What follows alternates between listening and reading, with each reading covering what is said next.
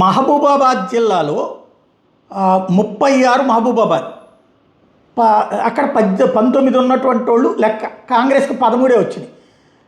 అదే సందర్భంలో 11 బీఆర్ఎస్కి వచ్చినాయి, 1 బీజేపీకి వచ్చింది. ఇండిపెండెంట్ 11.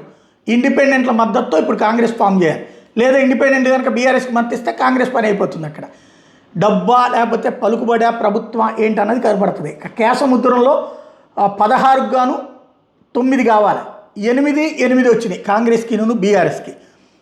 దాంతో ఇప్పుడు టాస్ వేస్తారు అక్కడ ఎవరికి వస్తుంది అనేది చూడాలి. లేదా ఆ ఎమ్మెల్యే ఎంపీ నామినేషన్ మీద ఆధారపడి ఉంది. లేకపోతే డోర్నకల్ 15 ఉన్నాయి, అక్కడ 15కు గాను 8 వచ్చిన వాళ్ళు లెక్క, 11 వచ్చేసింది, కాంగ్రెస్ పార్టీ కొట్టేసింది. మరిపెడాలో 15కు గాను అక్కడ 8 కావాలి, అక్కడ 9 వచ్చేసింది, కాంగ్రెస్ కొట్టేసింది. తొర్రూరు 16, 9 కావాలి, అక్కడ 7 కాంగ్రెస్కి 9 బీఆర్ఎస్కి, బీఆర్ఎస్ కొట్టేసింది అక్కడ. మహబూబ్నగర్ బూత్పూరు 10 అంటే 6 కావాలి, అక్కడ 7 కాంగ్రెస్ కొట్టేసింది. దేవకద్ర 12, 7 కావాలి, 6 కాంగ్రెస్కి వచ్చింది. 4 బీఆర్ఎస్, 1 బీజేపీ, అక్కడ ఇండిపెండెంట్ 1. ఇండిపెండెంట్ మద్దతుతో కాంగ్రెస్ అక్కడ ఫామ్ చేయడం సులభం.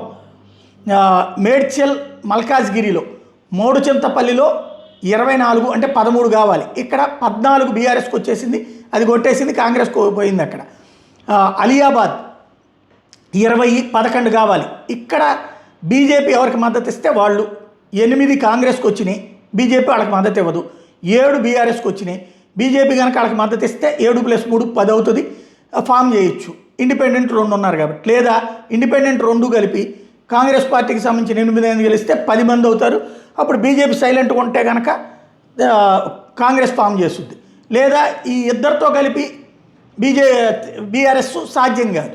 కాబట్టి ఏం జరుగుతుందో చూడాలి. లేకపోతే ఎల్లంపేట 24కి 13 కావాలి, 8 కాంగ్రెస్, 12 బీఆర్ఎస్, 4 బీజేపీ, అక్కడ బీజేపీ సైలెంట్గా ఉంటే కనుక బీఆర్ఎస్ ఫామ్ చేసేస్తుంది. ములుగు 20, 11 కావాలి, 12 కాంగ్రెస్కి వచ్చేసినాయి కాబట్టి అది ఫామ్ చేసేస్తుంది. మిగతా అది వేరే వీడియో చూద్దాం.